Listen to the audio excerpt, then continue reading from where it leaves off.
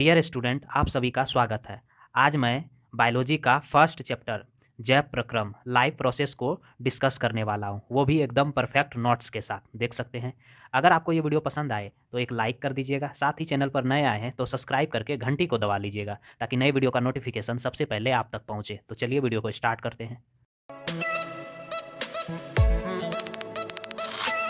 तो बायोलॉजी का जो फर्स्ट चैप्टर है एनसीईआरटी में वो जैव प्रक्रम दिया हुआ है और भारतीय भवन में जैव प्रक्रम पोषण दिया हुआ है। पोषण का मतलब भोजन होता है जो जीवित वस्तु के लिए बहुत जरूरी होता है। जैव प्रक्रम का मतलब पहले समझते हैं, ये चैप्टर का मतलब क्या है, मीनिंग क्या है।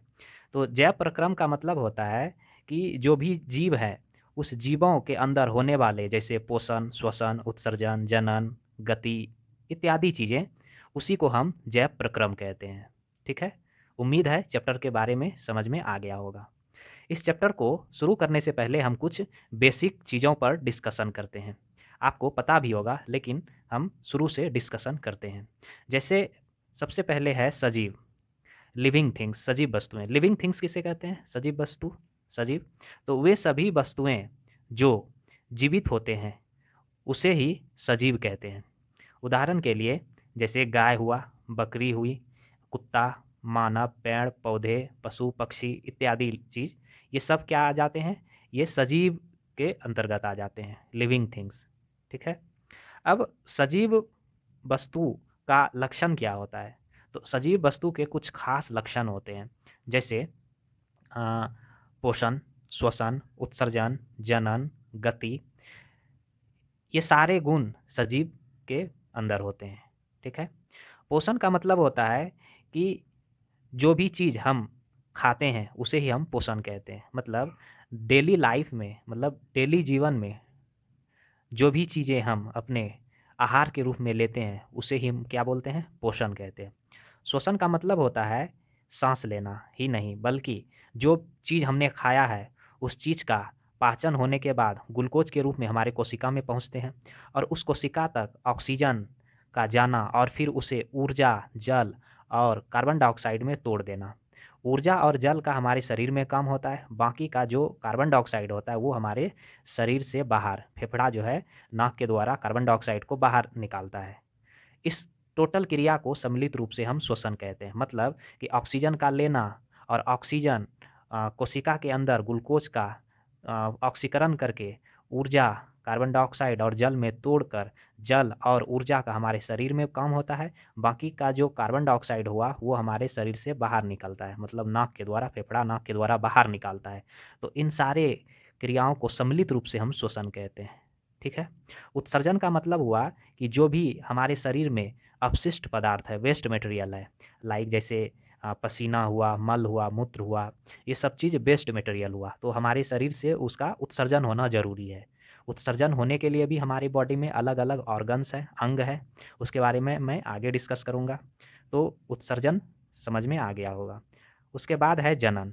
जनन का मतलब है यहाँ पर जीवों का जनन, मतलब एक जीव अपने ही जैसे संतान का उत्पत्ति कर दे, उसे ही हम जनन कहेंगे। इसका भी एक चैप्टर सेपरेट होगा, आगे हम पढ़ाने वाले हैं। उसके बाद है गति। जो जीव होते हैं, तो जीवों का जो लक्षण होता है वो गति करता है, मतलब एक स्थान से दूसरे स्थान तक गति करता है। ठीक। तो ये सारे लक्षण जो हुए, पोषण, श्वसन, उत्सर्जन, जनन, गति, ये सब जीवों का लक्षण है, जो सजीव होते हैं उनके लक्षण होते हैं। ठीक है। उसके बाद आता है निर्जीव। निर्जीव वस्तुएं या निर्जीव जो बोलिए, नॉन लिविंग थिंग्स। तो निर्जीव वस्तुएं या निर्जीव किसे कहते हैं? तो वे सभी वस्तुएं जो जीवित नहीं होते हैं, अर्थात मृत होते हैं, उसे निर्जीव कहते हैं। जैसे पेन ले लीजिए, किताब ले लीजिए, टेबल ले लीजिए, प्लास्टिक ले लीजिए, जो भी चीज़ें हैं, कार, बाइक, मोटरसाइकिल, ट्रेन इत्यादि चीज़ें, पानी, हवा, धूप, पहाड़, ये सब जो है ये निर्जीव वस्तुएं हैं। ठीक है। तो उम्मीद है ये सारे चीज़ समझ में आ गए होंगे और ये सारे जो है ये पहले से भी आपको पता होगा। उसके बाद आता है, अब मेन चलते हैं हम चैप्टर पर। तो चैप्टर में देखिए यहाँ पर जैव प्रक्रम चैप्टर है, जैव प्रक्रम, लाइफ प्रोसेस। तो लाइफ प्रोसेस का मतलब अभी हमने बताया कि सजीवों को जीवित रहने के लिए उनमें होने वाली क्रियाएं, जैसे पोषण, श्वसन, उत्सर्जन, परिवहन, ये सारे क्रियाएं जरूरी है, तभी वो जीवित रह सकते हैं। जनन कोई ज़रूरी नहीं है कि जब जनन होगा तो ही जीव जीवित रहेगा, ये जो है अपवाद में आ जाते हैं। जनन इसलिए ज़रूरी है क्योंकि पृथ्वी पर जो है जीवों की उत्पत्ति हो सके, मतलब हमेशा इसका एग्जिस्टेंस रह सके, ठीक है, इसीलिए जनन जरूरी है। तो ठीक, तो जैव प्रक्रम हुआ। अब जैव प्रक्रम के अंतर्गत, जैव प्रक्रम में जो जैव प्रक्रम का विस्तार है उसमें मुख्य रूप से जैव प्रक्रम में कौन कौन सा चीज़ हुआ, तो पोषण है, श्वसन है, उत्सर्जन है, परिवहन है, और जनन का एक स्पेशल चैप्टर ही है, तो उसे हम अलग से डिस्कस करने वाले हैं। जैव प्रक्रम का जो विस्तार है, अब इनको हम बारी बारी से पढ़ेंगे, एक एक टॉपिक को, पहले पोषण को, उसके बाद श्वसन को, उसके बाद उत्सर्जन को, उसके बाद परिवहन को। एनसीईआरटी में एक ही चैप्टर में पोषण, श्वसन, उत्सर्जन और परिवहन दिया हुआ है, लेकिन भारती भवन में रेफरल बुक में सबका एक अलग अलग चैप्टर को बनाया गया है। तो चलिए सबको पढ़ना स्टार्ट करते हैं। तो सबसे पहले हम पोषण को समझते हैं। पोषण क्या है? पोषण वह विधि है जिसमें जीव भोजन को ग्रहण करता है, मतलब भोजन को खाता है, लेता है, उसे ही हम पोषण कहते हैं। पोषण का जरूरी क्या है जीवों को? तो पोषण का जरूरी जीवों को इसलिए है क्योंकि वो ऊर्जा उससे प्राप्त करते हैं और साथ ही साथ शरीर की रक्षा होता है। इसी कारण से जो है पोषण का जरूरी है जीवों को, ठीक है। अब पोषण भी दो प्रकार के होते हैं। पहला जो है वो है स्वपोषी पोषण और दूसरा जो है वो है परपोषी पोषण, ऑटोट्रॉफ न्यूट्रिशन और हेटेरोट्रॉफ न्यूट्रिशन। पहले हम स्वपोषी पोषण के बारे में चर्चा करते हैं। स्वपोषी पोषण क्या होता है? स्वपोषी पोषण वे सभी जीव जो अपना भोजन के लिए दूसरे जीवों पर निर्भर नहीं होते हैं और वो खुद से भोजन बनाते हैं, उसे ही स्वपोषी पोषण कहते हैं। तो इस तरह का जो जीव होता है वो सिर्फ ग्रीन प्लांट्स होते हैं, हरे पेड़ पौधे होते हैं, मतलब हरे पेड़ पौधे ही अपना भोजन खुद से बना सकते हैं, बाकी किसी में ये गुण नहीं होता है, ठीक है। तो स्वपोषी पोषण किससे कहते हैं? वे सभी जीव जो अपना भोजन खुद से बनाए, वो दूसरे जीवों पर भोजन के लिए आश्रित नहीं हो, ठीक है, उसे ही हम स्वपोषी पोषण कहते हैं। इसका एग्जाम्पल है ऑल ग्रीन प्लांट्स, सभी हरे पेड़ पौधे, ठीक। तो ये हुआ हमारा स्वपोषी पोषण। दूसरा है परपोषी पोषण। परपोषी पोषण किसे कहते हैं? Heterotroph nutrition. तो परपोषी का मतलब ही होता है दूसरे, देखिए यहाँ शब्द से ही अर्थ निकल रहा है, परपोषी पोषण। पर मतलब दूसरे पर आश्रित रहना, मतलब अपने भोजन के लिए दूसरे पर आश्रित रहना। वे जीव जो अपने भोजन के लिए दूसरे जीव पर निर्भर रहता है उसे परपोषी पोषण कहते हैं, ठीक है। परपोषी में कौन कौन आ जाएंगे? जैसे गाय, बकरी, मानव, जितने भी, मतलब हरे पेड़ पौधे को छोड़ाकर, हरे पेड़ पौधे के अलावे जितने सारे जीव हैं वो ऑलमोस्ट क्या होंगे? वो हेटेरोट्रॉफ होंगे, मतलब परपोषी होंगे, ठीक है। सिर्फ हरे पेड़ पौधे ही क्या होते हैं? स्वपोषी होते हैं। अब परपोषी पोषण के प्रकार समझिए। परपोषी पोषण 3 प्रकार का होता है। पहला होता है प्राणी संपोषण, प्राणी संपोषण, होलोजोइक न्यूट्रिशन। दूसरा होता है मृत जीवी पोषण, ठीक। तीसरा होता है परजीवी पोषण। प्राणी संपोषण का मतलब होता है कि ऐसा जीव जो ठोस या तरल भोज्य पदार्थ को शरीर के अंदर पाचन कर लेता है, उसे ही प्राणी संपोषण कहते हैं। मृत जीवी पोषण किसे कहते हैं? मतलब वे जीव जो अपना भोजन मृत या सड़े गले जीवों पर आश्रित होते हैं या उसी से भोजन को प्राप्त करते हैं, उसे ही हम बोलते हैं मृत जीवी पोषण। अब परजीवी पोषण किसे कहते हैं? मतलब वे जीव जो अपना भोजन के लिए दूसरे जीवित जीवों के ऊपर आश्रित होते हैं लेकिन उस जीवित जीवों को कोई नुकसान नहीं पहुंचाते हैं। हम एक एक करके समझते हैं इसको। पहले प्राणी संपोषण को, ठीक है। तो प्राणी संपोषण क्या होता है? ऐसा पोषण जिसमें जीव ठोस या तरल भोज्य पदार्थ को शरीर के अंदर ग्रहण करके इसका पाचन कर लेता है, उसे प्राणी संपोषण कहते हैं। जैसे अमीबा ले लीजिए, या मानव, अमीबा हो गया, मानव हो गया, जैसे हम लोग क्या करते हैं, ठोस और तरल दोनों को ग्रहण करते हैं। यहाँ पर या नहीं और होगा, और मतलब ठोस पदार्थ और तरल पदार्थ दोनों का हम लोग मतलब क्या करते हैं, पाचन करते हैं। ठीक, तरल में क्या क्या आ जाएंगे, जैसे दूध हुआ, पानी हुआ, तेल हुआ, ये सब तरल हो गया, तो इसका भी पाचन करते हैं हम। ठोस में जैसे रोटी, चावल, फ्रूट्स इत्यादि चीज़ें, तो ये हो गया ठोस। तो इन सारी चीज़ों का क्या करते हैं हम लोग, पाचन करते हैं। तो इसे ही बोलते हैं प्राणी संपोषण, होलोजोइक न्यूट्रिशन। ठीक, उसके बाद है मृतजीवी पोषण। मृतजीवी पोषण किसको बोलते हैं, तो ऐसा जीव, देखिए वे सभी जीव जो अपना भोजन मृत जीवों के शरीर तथा सड़े गले वस्तुएं से प्राप्त करते हैं, उसे मृतजीवी पोषण कहते हैं।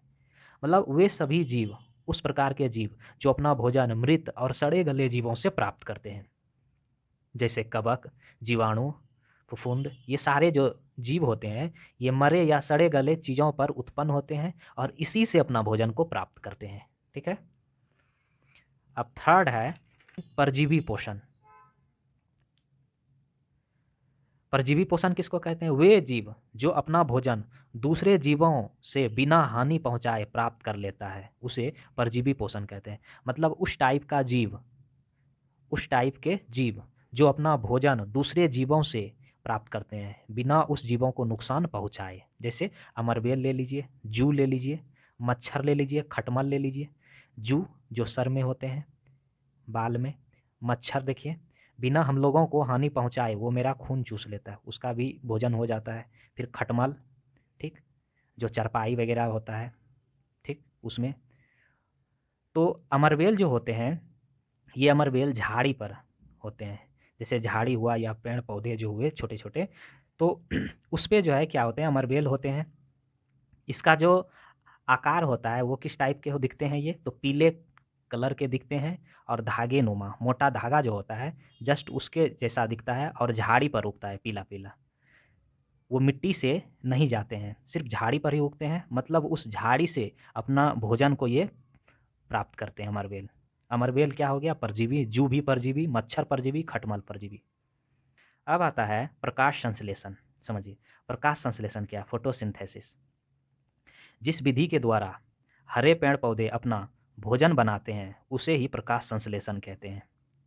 मतलब कि प्रकाश संश्लेषण के लिए हरे पेड़ पौधे किस किस चीज़ों का उपयोग करते हैं, तो कार्बन डाइऑक्साइड का, CO2 वायुमंडल से, जल का, जो कि पेड़ क्या करते हैं, पेड़ की जो जड़ होता है मिट्टी से पानी को लाते हैं तना के द्वारा पत्ती तक, और जल, यहाँ पर वही लिखा गया, कार्बन डाइऑक्साइड, जल, सूर्य का प्रकाश तथा क्लोरोफिल, जो पेड़ के पत्ती होती है उस पत्ते पर क्या होता है, प्रकाश संश्लेषण होता है, और तब जाकर ग्लूकोज का निर्माण करता है। ग्लूकोज मतलब C6H12O6, इसका निर्माण करता है।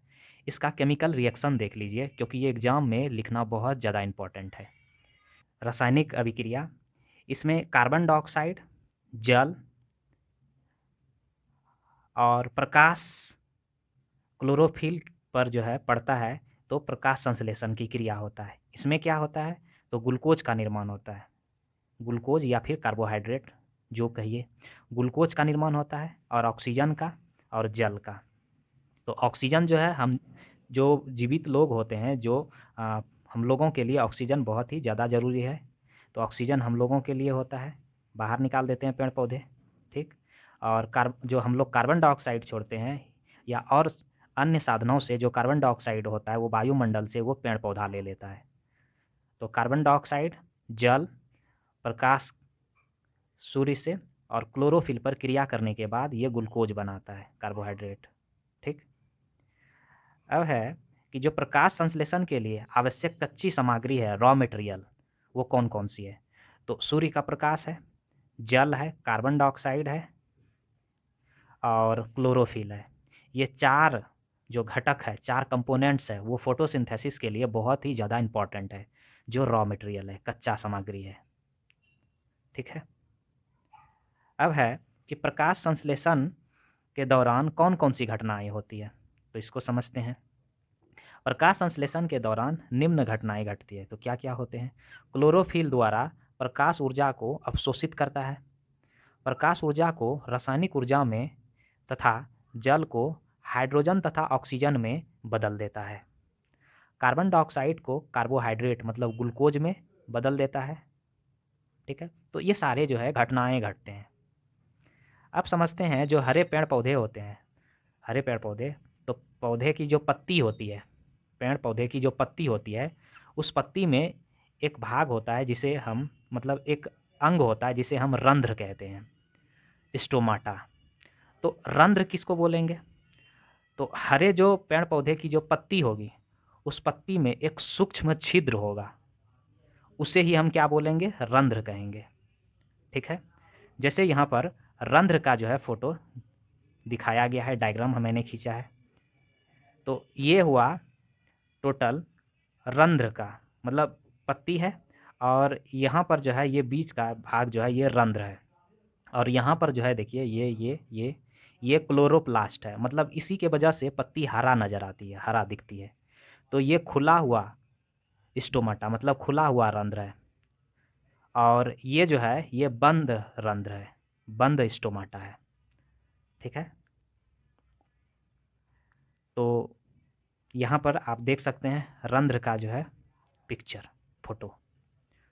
अब आता है बारी रंध्र का कार्य क्या है। तो रंध्र का प्रमुख कार्य क्या है? रंध्र के प्रमुख कार्य क्या है?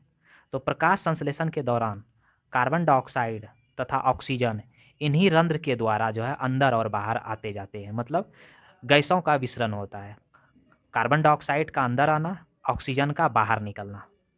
ठीक, साथ ही और इसका एक इम्पॉर्टेंट वर्क है जो कि है वाष्पोत्सर्जन। वाष्पोत्सर्जन क्रिया क्या होता है? जो हरे पेड़ पौधे की पत्ती होती है, और पत्ती में अभी जैसे मैं रंध्र के बारे में बता रहा हूँ, तो रंध्र के द्वारा ही क्या होता है कि पेड़ पौधे से जो है पत्ती के द्वारा, पत्ती में उपस्थित रंध्र, और रंध्र से ही क्या निकलता है? पानी निकलता है, जल, वो भी किस रूप में? तो वाष्प के रूप में। तो पेड़ पौधे 90% पानी रंध्र के द्वारा वाष्प के रूप में बाहर निकाल देता है, और मात्र 10% जो है वो यूज करता है। आगे मैं बताऊंगा इसके बारे में। ठीक, यहाँ पर लिखा हुआ है कि वाष्पोत्सर्जन क्रिया में जल रंध्र के द्वारा बाहर निकलता है, और पौधे से करीब 90% पानी इसी क्रिया से बाहर निकल जाते हैं। ठीक है, जंतुओं में पोषण नेक्स्ट टॉपिक है, जंतुओं में पोषण।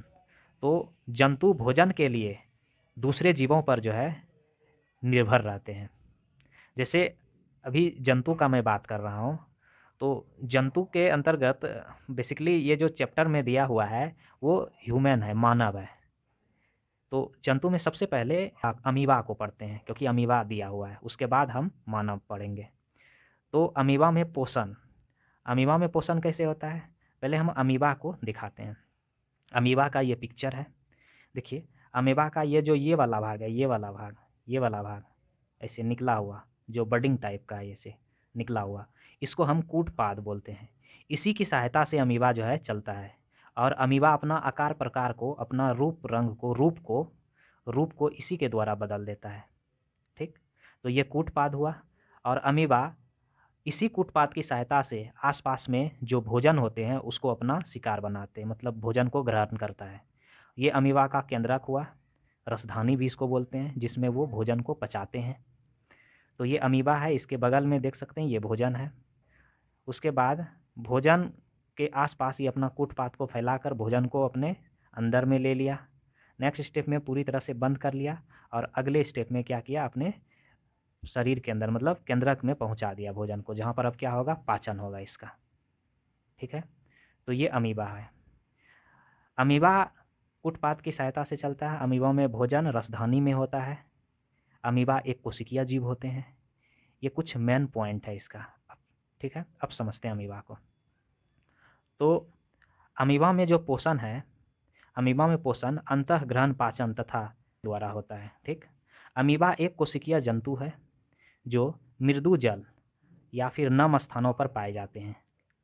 अमीबा एक प्राणी समपोषी या प्राणी समभोजी जंतु है, होलोजोइक अभी बताया। प्राणी समपोषी या प्राणी समभोजी का मतलब होता है वे जंतु या वे जीव जो भोजन के रूप में ठोस और तरल को पचा लेता है, अपने शरीर के अंदर वो पचाता है, उसे ही बोलते हैं हम प्राणी समभोजी। ठीक है। अमीबा जो होता है अपना भोजन कूटपादों की सहायता से करता है, अभी हमने दिखाया कूटपाद। अमीबा का आकार प्रकार निश्चित नहीं होता है। अमीबा अपना भोजन का पाचन रसधानी या फिर केंद्रक में, रसधानी या केंद्रक में करता है। देखिए ये केंद्रक है, इसी में करता है। अमीबा में भोजन का बहिष्करण कैसे होता है, इसका चित्र यहाँ पर दिखाया गया है। ठीक है। अब हम समझते हैं पैरामीशियम, क्योंकि अमीबा और पैरामीशियम जो है ये एग्जाम के पॉइंट ऑफ व्यू से बहुत ज़्यादा इंपॉर्टेंट है। ठीक है।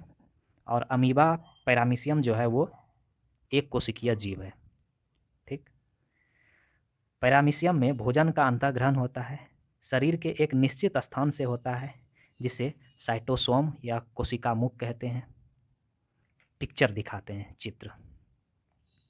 ये पैरामीशियम में एक निश्चित स्थान से क्या होता है, भोजन होता है। देखिए यहाँ पर एक निश्चित स्थान से, लेकिन अमीबा में ऐसा नहीं होता था।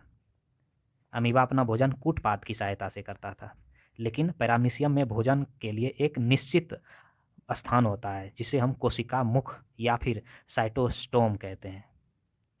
अमीबा के चारों तरफ ये जो इस तरह से रोम रोम टाइप का है, इसे हम सीलिया कहते हैं। इसी के सहायता से पैरामीशियम के चारों तरफ ये जो रोम रोम टाइप का है, इसे हम सीलिया कहते हैं।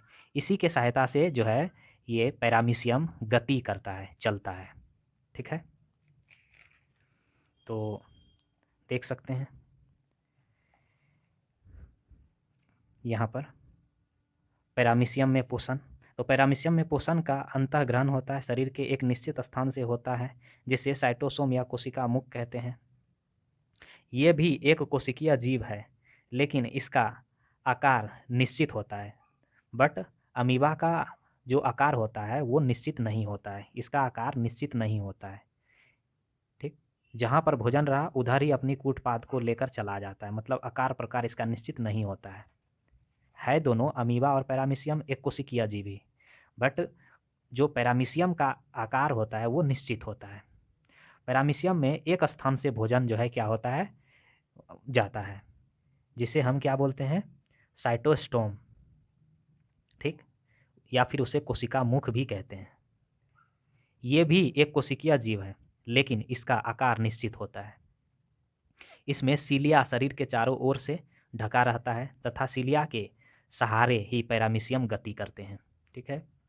यह भी एक प्राणी संभोजी जंतु है, मतलब कि पैरामीशियम भी ठोस और तरल को पचाने में सक्षम है। अब हम समझेंगे ह्यूमन में पाचन, मनुष्य में पाचन, मनुष्य में भोजन का पाचन। ठीक है। तो मनुष्य में भोजन का पाचन के लिए आप देख सकते हैं कि ये जो डायग्राम है ये मनुष्य का है। यहाँ पर मुख है, ये ग्रास नली है, फूड पाइप, यहाँ से फूड खाया और फिर भोजन, और ग्रास नली से फूड पाइप से होते हुए जो है यहाँ पर अमाशय में पहुँचा। अमाशय से फिर जो है फूड छोटी आंत में पहुँचा, और फिर छोटी आंत से जो है भोजन बड़ी आंत में पहुँचा पच करके, और बड़ी आंत से फिर मतलब छोटी आंत में ही पूर्ण तरह से भोजन पाचन हो गया। और फिर जो अपचा भोजन होता है वो, और फिर जो है वो मल के रूप में बाहर रेक्टम या मलाशय के द्वारा एग्जिट हो जाता है, निकल जाता है। ठीक है। तो ये है मानव का पाचन सिस्टम, मानव का पाचन। अब इसको हम बारी बारी से समझते हैं। इसमें बहुत सारे कंपोनेंट्स है, घटक है, अंग है।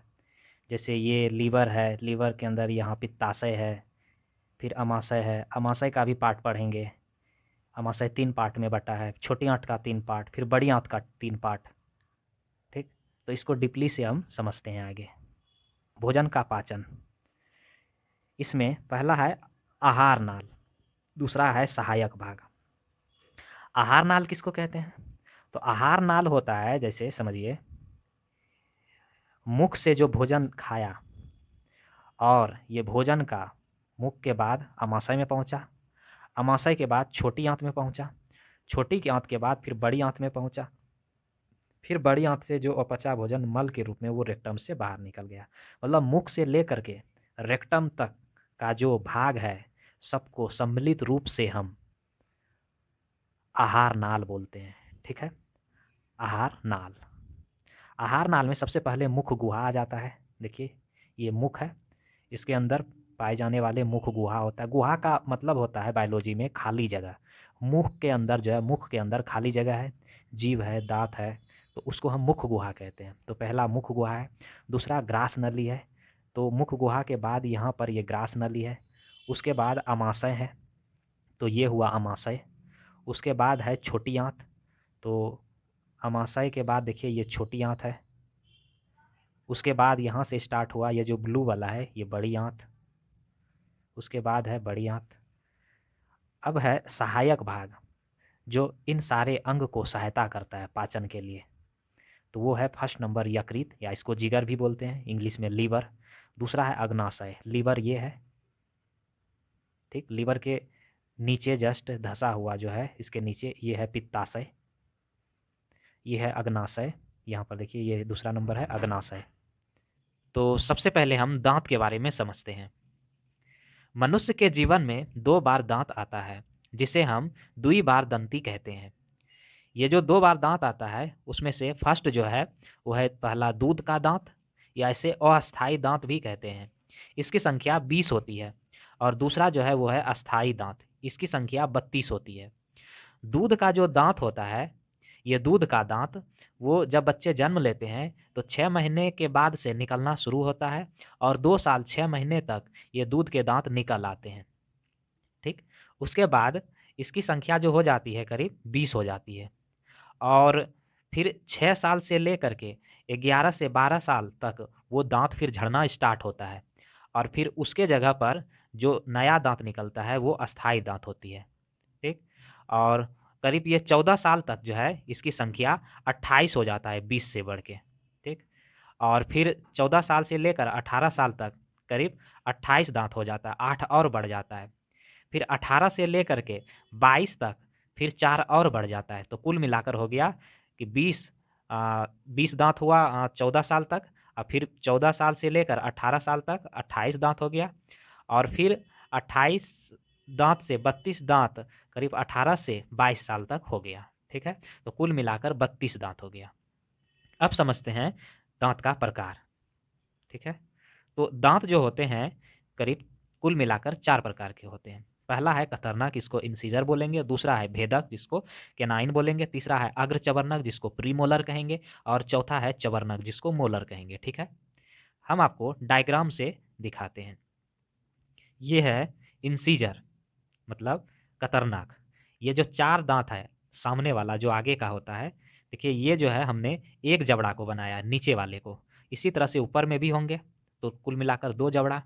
तो जो 4 दांत होता है सामने का, 1 2 3 और 1 4, ये चारों क्या होता है, कतरनक होता है। इसका काम होता है भोजन को काटना। ठीक है, और फिर ये वाला जो दांत है, ये वाला इंसीजर के बगल में जो नुकीला होता है एकदम शार्प धारदार, ये एक यहाँ और एक यहाँ, तो ये जो होता है वो केनाइन होता है।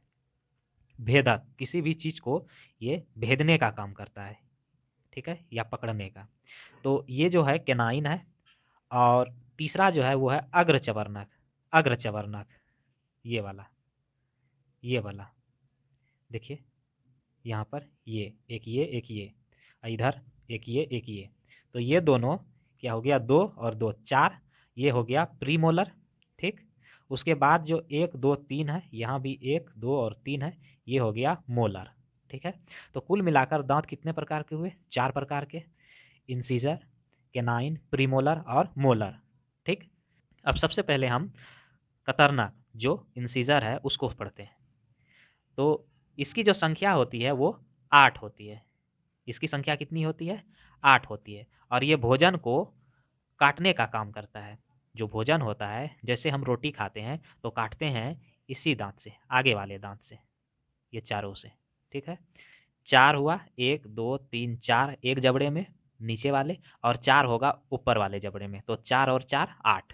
तो कतरनक की संख्या कितनी हो गई, 8। ये क्या करता है, तो भोजन को काटने का काम करता है। ठीक ना। उसके बाद आता है भेदक। भेदक जो है, भेदक इसकी संख्या 4 होती है। ये भोजन को फाड़ता या फिर पकड़ता है। भेदक कौन है? तो ये एक यहाँ से और एक यहाँ से, एक एक दो नीचे वाले जबड़े में और फिर दो ऊपर होगा, तो दो और दो चार हो गया। ठीक, ये हो गया भेदक, कैनाइन। उसके बाद है थर्ड नंबर अग्रचबरनक। अग्रचबरनक की संख्या कितनी है? तो 8 है। इसका काम क्या होता है? तो भोजन को पीसने का ये काम करता है। ठीक, देखिए 8, तो एक एक दो, एक तीन, एक चार, तो चार नीचे वाले जबड़े में और चार ऊपर वाले जबड़े में, तो हो गया चार और चार 8। तो इसीलिए अग्रचबरनक मतलब प्रीमोलर का जो संख्या होता है वो 8 होता है। ये भोजन को पीसने का काम करता है। नेक्स्ट है चबरनक। चबरनक क्या है? तो चबरनक जो है इसकी संख्या 12 होती है। देखिए एक एक दो, एक तीन और तीन इधर, छः, छः नीचे वाले में, छः ऊपर वाले में, तो कुल मिलाकर 12 हो गया। ये क्या करता है? तो भोजन को मिलाने या फिर ये पीसने का काम करता है। जो सबसे पीछे वाला दांत होता है ये मिलाता है भोजन को या फिर पीसता है। ठीक, अब हम दांत का 3 भाग देखते हैं। दांत का जो स्ट्रक्चर होता है, दांत का स्ट्रक्चर देखते हैं। तो एक दांत है, ये दांत, दांत का जो सबसे ऊपर वाला भाग होता है, दांत का जो भाग चमकता है उसको हम इनामेल कहते हैं, और उसके नीचे के भाग को हम डेंटाइन कहते हैं।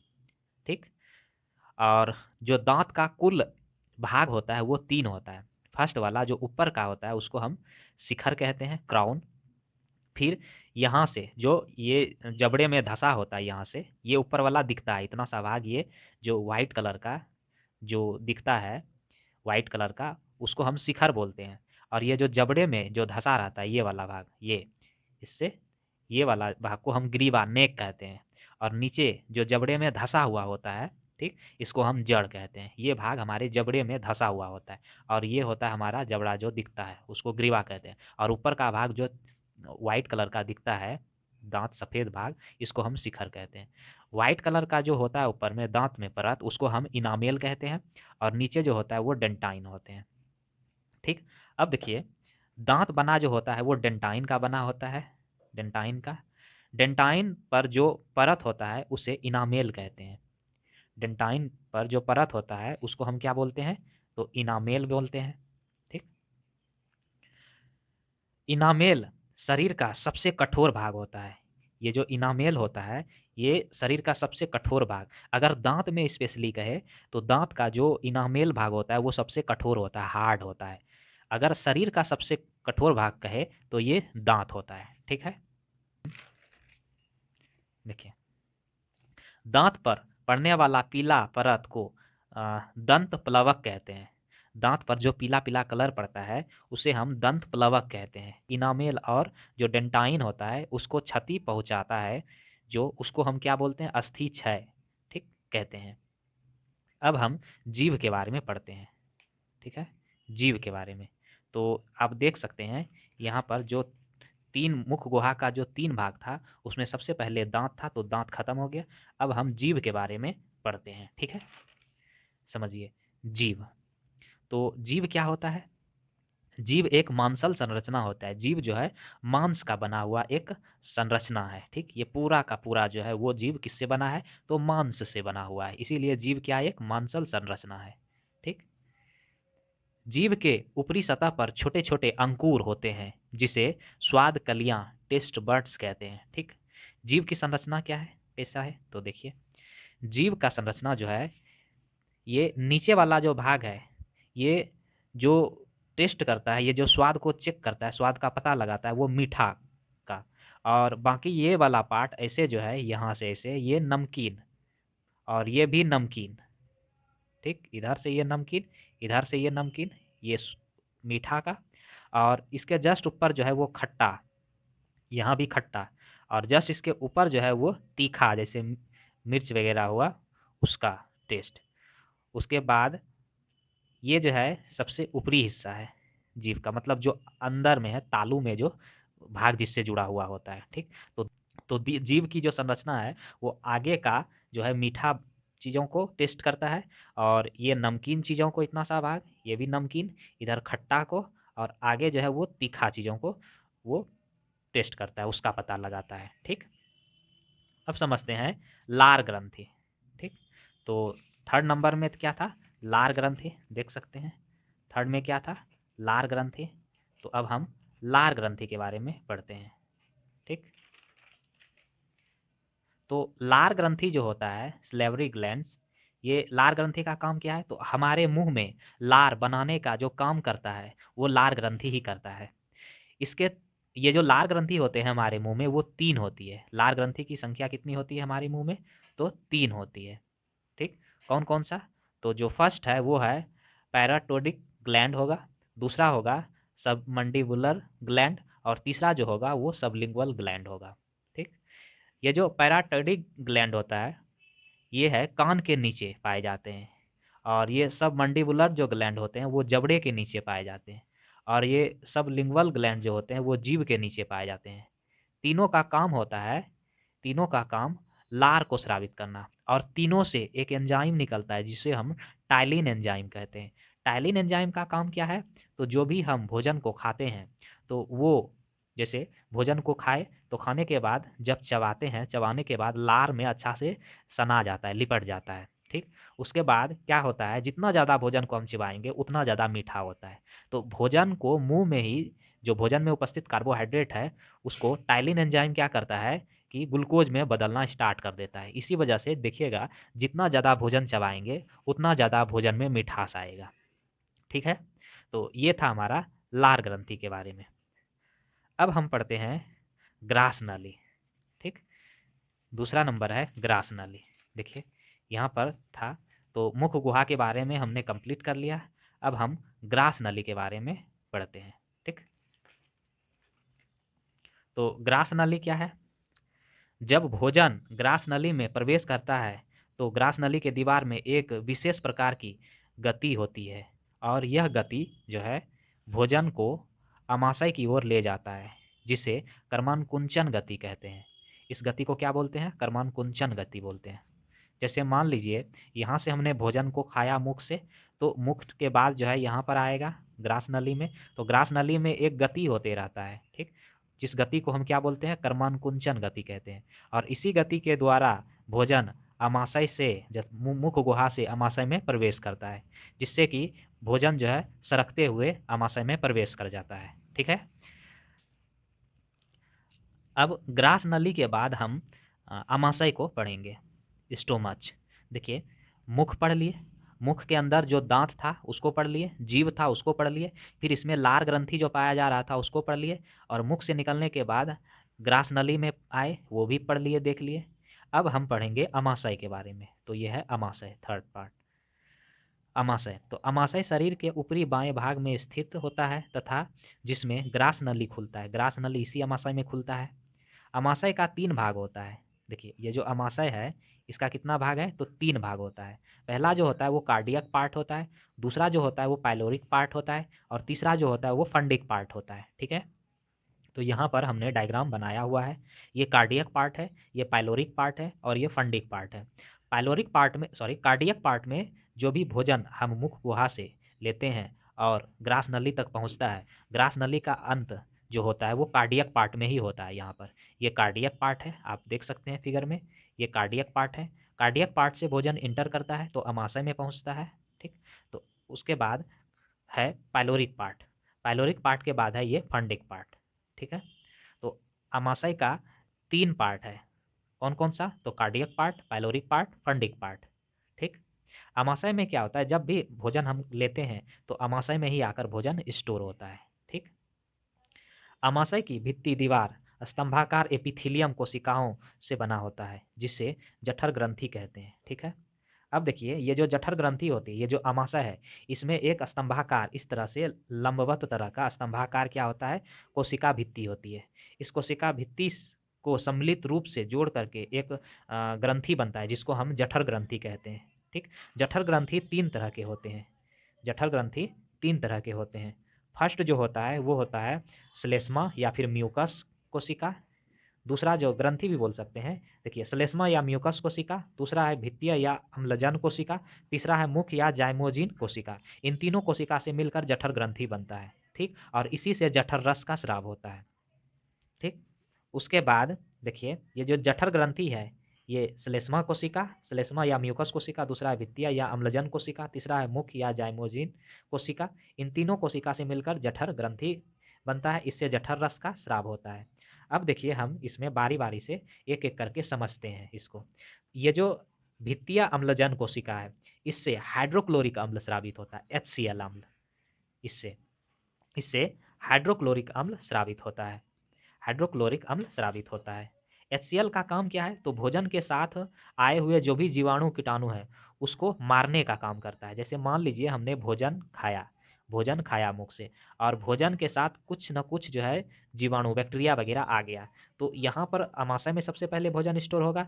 तो अमाशय में जो कोशिका है हमारा उपस्थित, वो अम्लजन कोशिका है। इस अम्लजन कोशिका से HCl जो है अम्ल निकलता है। वो HCl अम्ल क्या करता है? तो भोजन में आए हुए जो जीवाणु है, बैक्टीरिया, उसको किल करता है, मार देता है। ठीक। उसके बाद ये निष्क्रिय पेप्सिन को हाइड्रोक्लोरिक सक्रिय पेप्सिन में बदल देता है और ये प्रोटीन को पचाकर पेप्टोन में बदल देता है। समझिए, जैसे हमने कहा कि ये जो हाइड्रोक्लोरिक अम्ल है वो किससे स्रावित होता है? तो अम्लजन कोशिका से। यहाँ पर जो ये 3 भाग में बटा हुआ है, भित्तीय या फिर अम्लजन कोशिका, इस अम्लजन कोशिका से हाइड्रोक्लोरिक अम्ल निकलता है। इस अम्ल का काम होता है कि भोजन में जो आए हुए बैक्टीरिया है उसको मारना। और इसका काम क्या होता है? तो जो निष्क्रिय पेप्सिनोजेन है, निष्क्रिय पेप्सिनोजेन, अब देखिए ये जाइमोजिन कोशिका से, यहाँ जो जाइमोजिन कोशिका है, इस जाइमोजिन कोशिका से निष्क्रिय जो है पेप्सिन स्रावित होता है, निष्क्रिय पेप्सिन। निष्क्रिय पेप्सिन को ये सक्रिय पेप्सिन में बदल देता है। ठीक ना। हाइड्रोक्लोरिक का काम क्या होता है? जो निष्क्रिय पेप्सिन है, यहाँ से जो स्रावित हो रहा है निष्क्रिय पेप्सिन, ये निष्क्रिय पेप्सिन को क्या करता है? सक्रिय पेप्सिन में ये बदल दिया। और फिर ये क्या करता है कि जो भी भोजन के साथ प्रोटीन आया है उसको पचा देता है। किस में बदल देता है पचाकर? तो पेप्टोन में बदल देता है। जैसे प्रोटीन पेप्सिन में बदलकर पेप्टोन में परिवर्तित कर दिया। ठीक। साथ ही एक और इसका कार्य है कि इसमें इससे जो निकलने वाले, जैसे जाइमोजिन कोशिका से जो स्रावित होता है, वो क्या होता है? एक और जो है एंजाइम स्रावित होता है। ये दूध के प्रोटीन में क्या होता है? तो केसिन नामक प्रोटीन है। तो दूध के प्रोटीन को जो है रेनिन द्वारा जो है पचा देता है। अब रेनिन ये क्या है? तो समझिए, ये जो जाइमोजिन कोशिका है, ये निष्क्रिय पेप्सिनोजेन के साथ साथ ये जो है रेनिन नामक पदार्थ, यानी रेनिन नामक लिक्विड को भी, रेनिन नामक एंजाइम को भी स्रावित करता है। ये रेनिन क्या करता है? तो दूध का जो प्रोटीन होता है, दूध के प्रोटीन को रेनिन के द्वारा किसमें परिवर्तित कर दिया जाता है? पचा दिया जाता है। और ये रेनिन जो है बच्चों में अधिक स्रावित होता है। ठीक।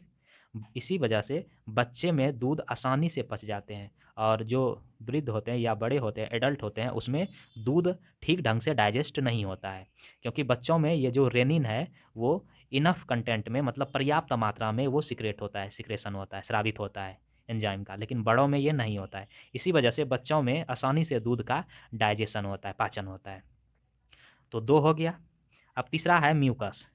म्यूकस का काम क्या होता है? तो HCl से अमाशय की दीवार का रक्षा करता है, क्योंकि HCl बड़ा ही खतरनाक अम्ल होता है। समझिए, यहाँ हमने बताया कि जो ये अम्लजन कोशिका है, अम्लजन कोशिका से हाइड्रोक्लोरिक अम्ल निकलता है। ये हाइड्रोक्लोरिक अम्ल क्या करता है? तो जो भोजन के साथ आए हुए बैक्टीरिया है उसको किल करता है। इसका काम कंप्लीट हो गया। उसके बाद इसका काम क्या होता है? तो ये जो जाइमोजिन कोशिका है, ये क्या करता है? तो निष्क्रिय पेप्सिनोजेन जो है, निष्क्रिय पेप्सिनोजेन ये स्रावित होता है इससे। तो निष्क्रिय पेप्सिनोजेन को ये हाइड्रोक्लोरिक आएगा और कहेगा सक्रिय हो जाओ। सक्रिय होने के बाद इसका काम क्या होता है? भोजन के साथ जो प्रोटीन आया है उस प्रोटीन को फिर किस में बदल दिया जाता है? तो वो बदल दिया जाता है पेप्टोन में। देखिए यहाँ प्रोटीन प्लस पेप्सिन, ये सक्रिय पेप्सिन, ठीक, सक्रिय पेप्सिन वो बदल देता है पेप्टोन में। तो इसका ये दोनों का काम कंप्लीट। अब इसका काम क्या है म्यूकस का? तो म्यूकस का काम है, चूंकि हाइड्रोक्लोरिक अम्ल जो होता है बड़ा ही खतरनाक होता है, और अगर हमारे शरीर पर अगर एक बूंद भी पड़ गया तो वो शरीर को जला देगा। तो जब इतना खतरनाक है तो हमारे बॉडी में ये एग्जिस्ट कैसे कर रहा है? इसका कारण ये है कि जो ये हमारा ये अमाशय है, अमाशय की जो अंदर वाला भित्ति है, दीवार है, इस दीवार पर एक पॉलीथीन के समान बहुत पतले जो है एक परत चढ़ा हुआ होता है। और ये परत किसका चढ़ा होता है? तो ये होता है म्यूकस का। किसका होता है? म्यूकस का।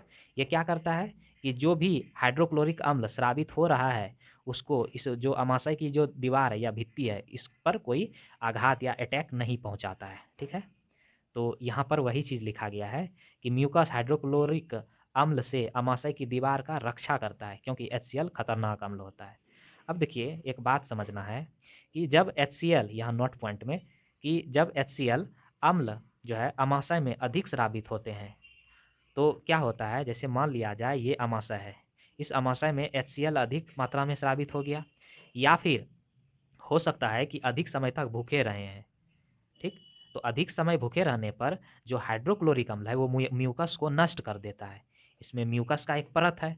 ठीक, क्योंकि अधिक मात्रा में स्रावित हो रहा है हाइड्रोक्लोरिक अम्ल और या तो हम खाना ही नहीं खाएं, भूखे हैं अधिक समय तक, या अधिक मात्रा में हाइड्रोक्लोरिक अम्ल स्रावित हो गया है।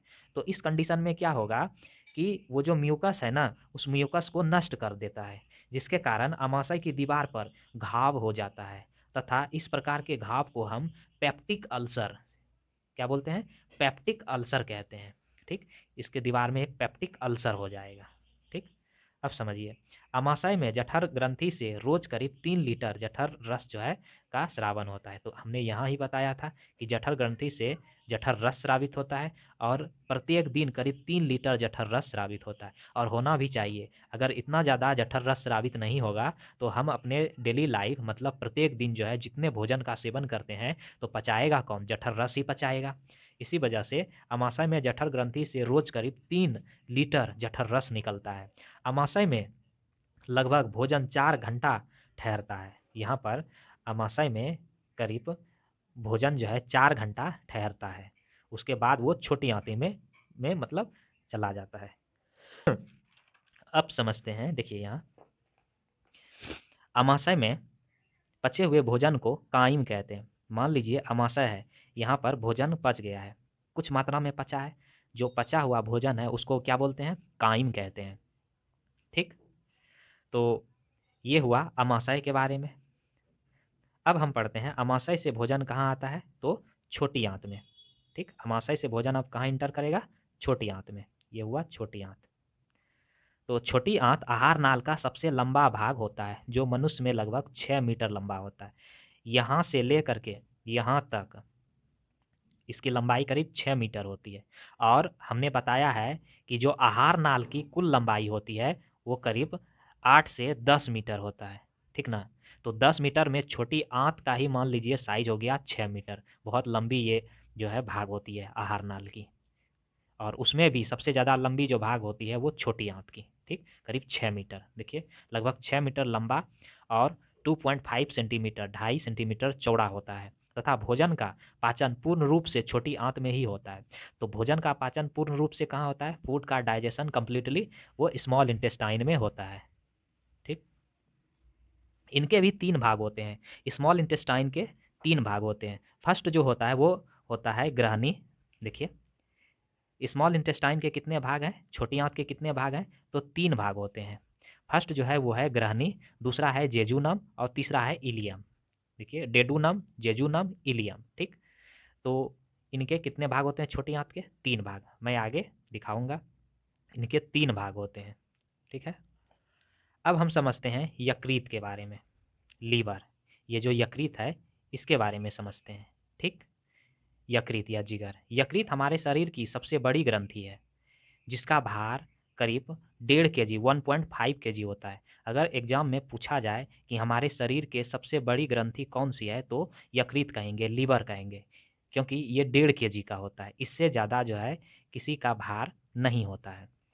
यकृत से पित्त रस स्रावित होता है और यह पित्ताशय थैली में जाकर जमा होता है। देखिए ये यकृत है, इससे पित्त रस, यहाँ पर पित्ताशय थैली बनाए हैं, यहाँ पर है, तो ये पित्ताशय थैली में यकृत से जो पित्त रस स्रावित होता है वो पित्ताशय थैली में आकर जमा होता है।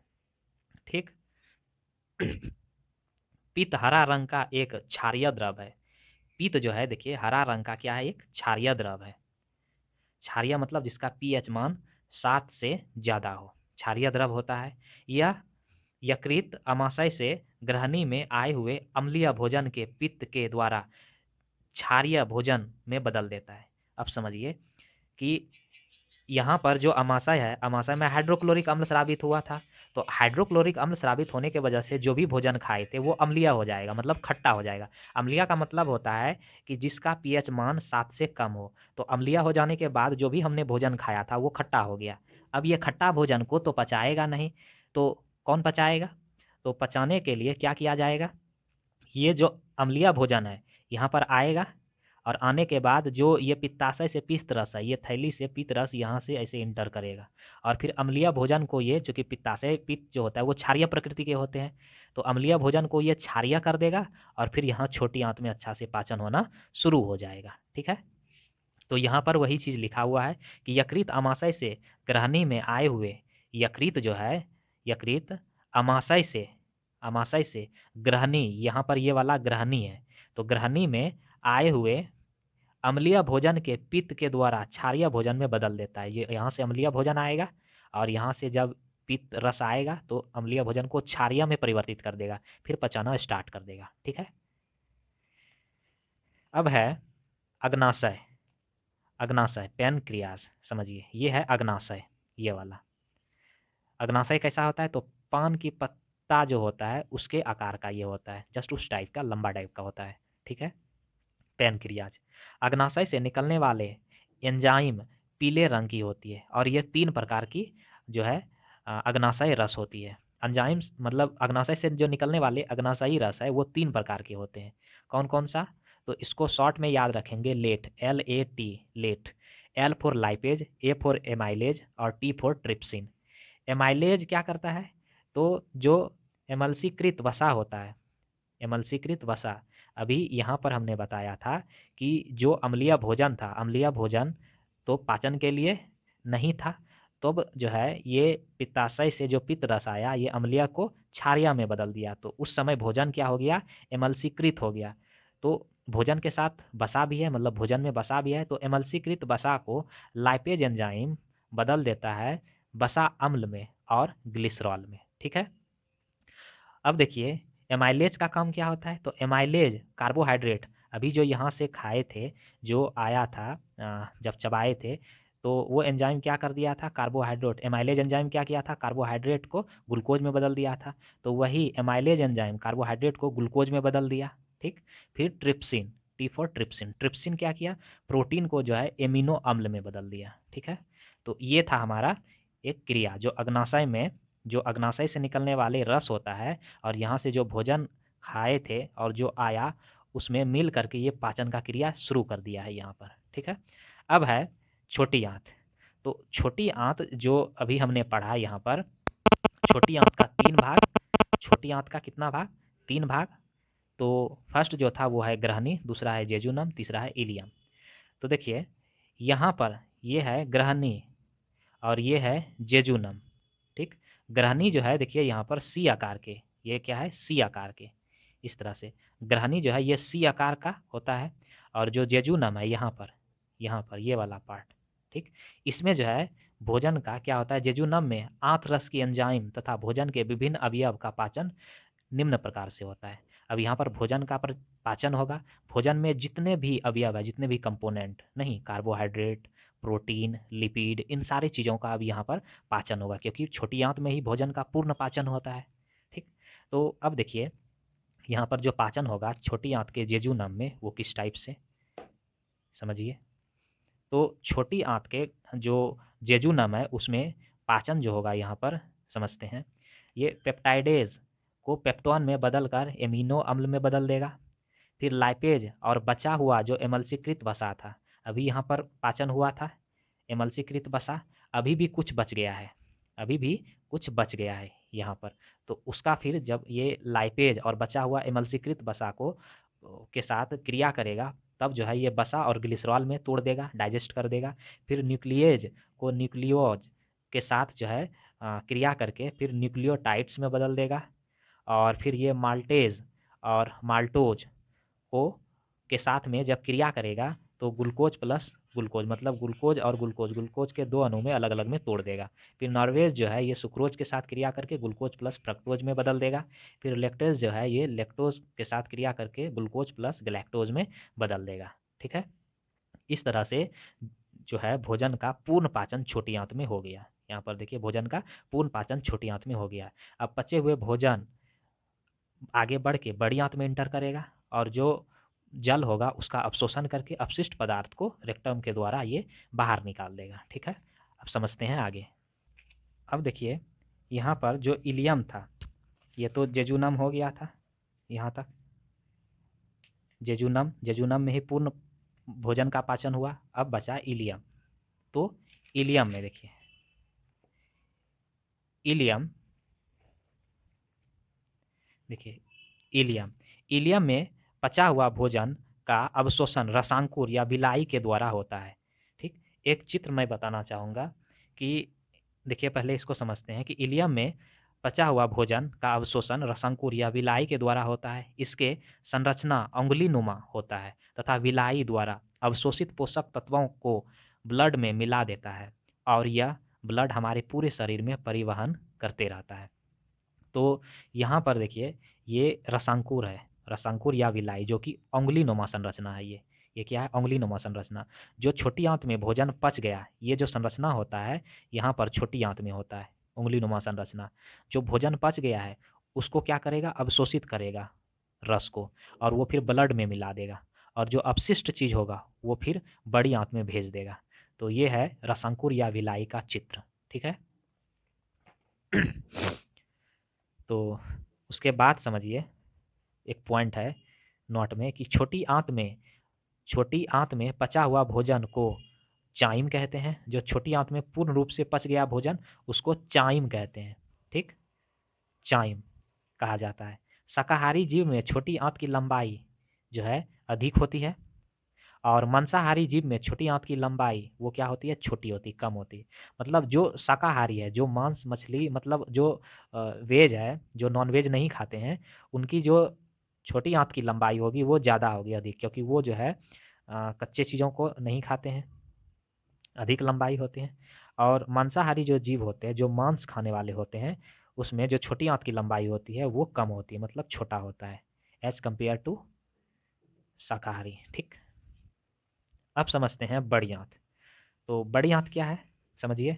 यहाँ तक छोटी आंत खत्म हो गया, अब छोटी आंत के बाद बड़ी आंत में इंटर करेंगे। तो छोटी आंत का जहाँ अंत होता है और बड़ी आंत का जहाँ शुरुआत होता है वहाँ पर एक अपेंडिक्स भाग होता है। ठीक, ये अवशेषी अंग होता है।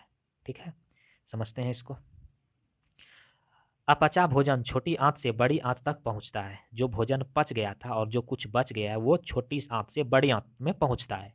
ठीक, बड़ी आंत अपचा भोजन में उपस्थित पानी को सोखने अवशोषित करने का काम करता है। मतलब छोटी आंत में जो भोजन पच गया था और जो अपचा भोजन है वो बड़ी आंत में पहुंचती है, और बड़ी आंत में क्या करता है? तो भोजन में मतलब वो जो पचा हुआ भोजन है उसको अवशोषित करता है, उसके पानी को। ठीक है, बड़ी आंत भी 3 प्रकार के होते हैं। बड़ी आंत 3 प्रकार के होते हैं। तो फर्स्ट जो है वो है सीकम, दूसरा है कोलन, और तीसरा है रेक्टम या मलद्वार। समझिए, यहाँ से जो है छोटी आंत यहाँ खत्म हो गया और यहाँ से बड़ी आंत स्टार्ट हुआ और ये रेक्टम हुआ। तो बड़ी आंत 3 प्रकार का, एक सीकम, दूसरा कोलम, तीसरा रेक्टम। तो ये है सीकम, ये वाला पार्ट जहाँ से छोटी आंत जहाँ पर समाप्त हुआ और बड़ी आंत जहाँ से स्टार्ट हुआ, उस पॉइंट को क्या बोलते हैं? सीकम। और यहाँ से लेकर के यहाँ मल द्वार या जो रेक्टम है इसके पीछे तक पूरा भाग जो है वो सीकम है। सीकम सबसे लंबा भाग होता है बड़ी आंत का। ठीक, तो ये हो गया सीकम, यहाँ से यहाँ तक। ये हो गया, वेरी सॉरी, ये जो हो गया सीकम, जहाँ से छोटी आंत जहाँ पर ख़त्म होता है और जहाँ से बड़ी आंत स्टार्ट होता है। और फिर यहाँ से लेकर यहाँ तक ये हो गया कोलन। कोलन मतलब रेक्टम के पीछे तक कोलन। कोलन जो होता है वो बड़ी आंत का सबसे बड़ा भाग होता है। ठीक है, और ये हो गया रेक्टम। तो देखिए यहाँ से यहाँ तक इसको बोलते हैं ऊपरीगामी कोलन। अब कोलन को भी 3 भाग में बांट दिया गया है। तो यहाँ से लेकर यहाँ तक इसको बोलते हैं ऊपरीगामी कोलन, और जो ये क्षैतिज है इसको बोलते हैं अनुप्रस्थ कोलन, और फिर यहाँ से नीचे तक इसको बोलते हैं अधोगामी कोलन, और फिर ये हो गया रेक्टम। ठीक, तो बड़ी आंत का ये पार्ट हुआ। अब देखिए यहाँ पर नोट में कुछ पॉइंट है कि बड़ी आंत में एक सहजीवी बैक्टीरिया रहता है जिसका नाम ई कोलाई बैक्टीरिया है। बड़ी आंत में एक बैक्टीरिया होता है जिसका नाम ई कोलाई बैक्टीरिया है। तो ये क्या करता है? इसका काम होता है कि जो आंत में अपचा भोजन है या सड़ा भोजन है यहाँ पर है, उसको क्या करता है? ये खा लेता है। ठीक, हजम कर लेता है, चट कर लेता है। उसके बाद ये विटामिन B12 देता है, जो हमारे लिए बहुत ही ज़्यादा उपयोगी है। ठीक, अब देखिए फाइनली मैं बड़ी आंत को एक डायग्राम के माध्यम से समझा दूँ। ये बड़ी आंत है, बड़ी आंत का 3 भाग सिकम, कोलन और मलद्वार। तो सिकम जो होते हैं ये छोटी आंत का अंत होता है जहाँ पर, और बड़ी आंत का जहाँ शुरुआत होता है उसी को हम सिकम कहते हैं। सिकम के पास एक जो है उँगलीनुमा संरचना होता है जिसे अपेंडिक्स कहते हैं। यह हमारे शरीर का अवशेषीय अंग है। तो देखिए जहाँ पर छोटी आंत समाप्त होता है और बड़ी आंत स्टार्ट होता है तो वहाँ पर एक उँगलीनुमा संरचना होता है, इसको हम अपेंडिक्स कहते हैं। ठीक है, ये क्या होता है, तो हमारे शरीर का अवशेषीय अंग है जिसका कोई काम नहीं है। तो यहाँ पर वही चीज़ है। दूसरा है कोलन। कोलन क्या है, तो कोलन 3 भाग में बँटे होते हैं। एक होता है ऊपरीगामी कोलन, दूसरा होता है अनुप्रस्थ कोलन, तीसरा होता है अधोगामी कोलन। ठीक, और फिर अंत में है मलद्वार। मलद्वार मलद्वार क्या है, तो ये जो है अपशिष्ट जो अपचा भोजन होता है वहाँ पर जाकर जमा हो जाता है और फिर ये शरीर से बाहर निकल जाता है। ठीक ना, यहाँ पर अपचा भोजन फिर क्या होता है, मलद्वार में जमा हो जाता है। ठीक, और फिर ये शरीर से बाहर निकल जाता है। तो इस तरह से जो भोजन हमने खाया था उसका पूर्ण रूप से डाइजेस्ट होने के बाद जो अपशिष्ट पदार्थ था, मटेरियल था, वो शरीर से बाहर निकल गया। ठीक है, तो आई होप ये आपको वीडियो पसंद आई होगी। नेक्स्ट इसका जो चैप्टर होगा, नेक्स्ट जो टॉपिक होगा वो होगा श्वसन। जल्द ही हम इसका नेक्स्ट वीडियो को लेकर आएंगे।